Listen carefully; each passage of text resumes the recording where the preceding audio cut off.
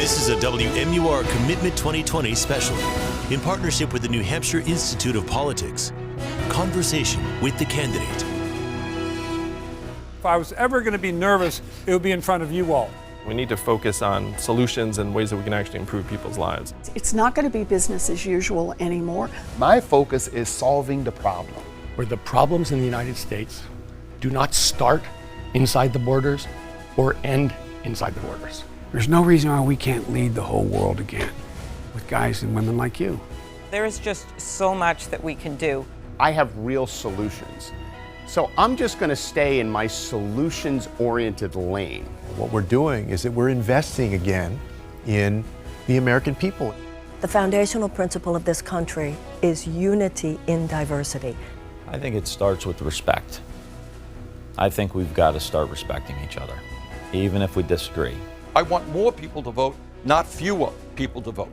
A candidate who wants to connect with different kinds of audiences will have to show up in the biggest cities and in the smallest towns. We've got to come together as a country and overcome the hyper-partisan divide. I don't accept the existing fault lines in our political system. We listen to everyone without asking first what party they belong to. This may not be the word you want to hear in a presidential election, but we need more love in this country. A lot of the issues that I think about, I often think about through the lens of a child. It's time we start acting like our children are watching.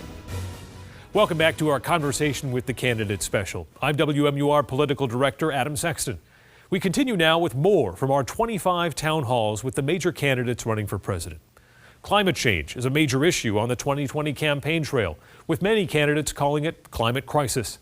Some have very specific plans to address the situation, while still promising to protect the U.S. economy.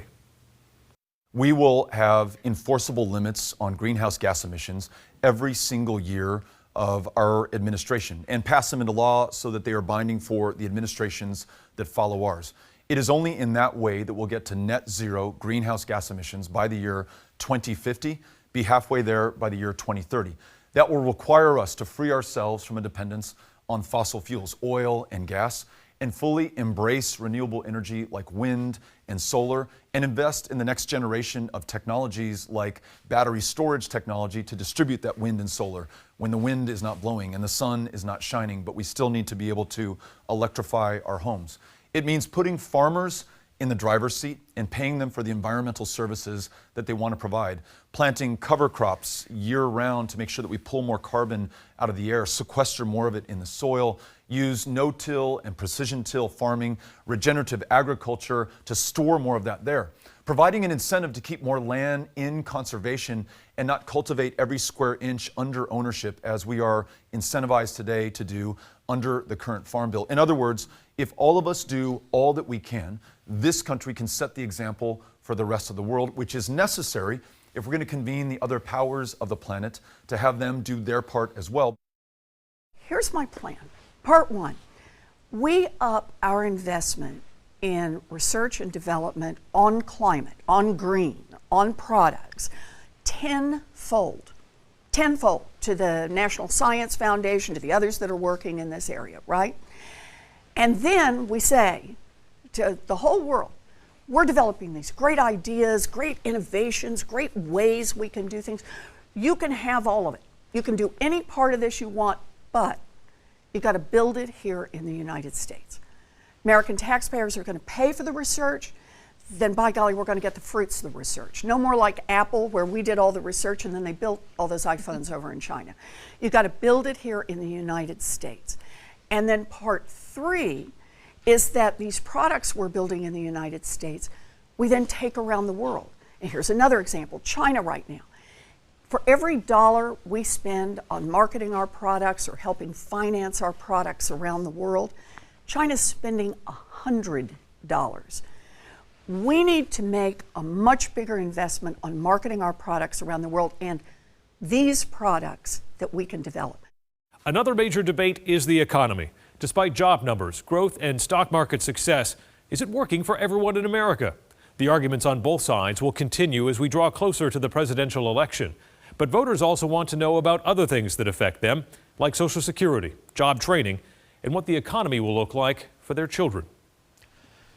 My first initiative My highest priority is for us to establish an industrial policy in the United States. I come from old steel country. In the late 1970s, the technology in the steel mill, and the steel mills in Youngstown, was pre-World War I. The steel industry buried their head in the sand and hoped that the competition and the technology wouldn't destroy them. And my community in this country has been reeling for 30 or 40 years because we failed to do that. So I believe an industrial policy in the United States means this: artificial intelligence, additive manufacturing, these new technologies, we have no choice. We've got to embrace them. We've got to embrace them and we've got to dominate them. We've got to get them into our older industries. We've got to ramp up productivity, and then we've got to cut the worker in on the deal. And there are opportunities to do this, and then direct those investments into the distressed communities that have been left behind by the old economy. That, to me, is an industrial policy. And if I could just say, as Democrats, we cannot be hostile to the free enterprise system. We can be hostile to greed, we can be hostile to income inequality, we can be hostile to concentration of wealth. I am, you are, we all should be. But if we're going to get out of this mess, it's going to be by coming together, and that includes working with the private sector to get the job done and outcompete China, outbeat China economically. That's going to be the key, and it starts with an industrial policy, and that's going to be a signature issue for us. We will be investing in every high school child to be an entrepreneur. Whether they're going to start a business themselves or not, then at least they have the skill sets to know that I'm going to bring an entrepreneurial mindset to my employer. Or if I've worked 10 years, I can take the skill sets that I've developed, or perhaps I was laid off by my employer. Now I can land on my feet, use the skills and resources and certifications I got with that employer to start my own business. Because now automation, virtualization, artificial intelligence is defining the definition of work. And our workforce is not prepared. So we need to ensure that we are investing in your children and your grandchildren to make sure that they can make money for themselves while solving our problems. Not only solving our problems, but solving these world's problems, creating new jobs. Right now, if your child or if you're an Uber driver, in a few more years, they're going to be releasing fleets of autonomous Uber and Lyft vehicles. What are going to happen to the millions of drivers? We shouldn't fear that. We should be preparing them to service this new industry. Someone has to program them. Someone has to service them when they're on our streets. Someone even has to clean them after someone gets in there after a party and they relieve themselves in there, right? That's a business. So if we're teaching our kids to be entrepreneurial minded, that when displacement and disruption of employment takes place, that they're empowered and have the skill sets to be able to make a living for themselves and their families. From the audience or your living room, these conversations seem pretty straightforward, but things are a little bit more hectic behind the scenes. Here's a look at what happens before, during, and after these conversations. Thank you to our studio audience. There you go. Thank you. It is quite a process to set up, coordinate, and execute a presidential town hall forum. But for our conversation with the candidates series, it all starts here at WMUR's front door. Then candidate and staff are brought to the green room, where advisors can get some Wi-Fi and watch a live stream of the show. Here they can also check out all the signatures of the candidates who've come before, only a select few making it to the White House. Then it's a stop for makeup, getting a final briefing on format before a member of our production crew comes and pins this microphone on the candidate. They then make their way down this hallway to the main studio, where a photographer and videographer are waiting to get pictures before the show. Then we spend a few minutes one-on-one before the candidates face the real test, New Hampshire voters.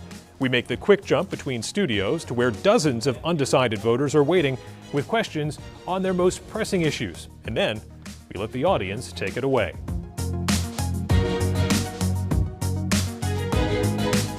After each conversation, we debrief the candidates on the way out, giving them the chance to share their impressions about the discussion and those first-in-the-nation voters.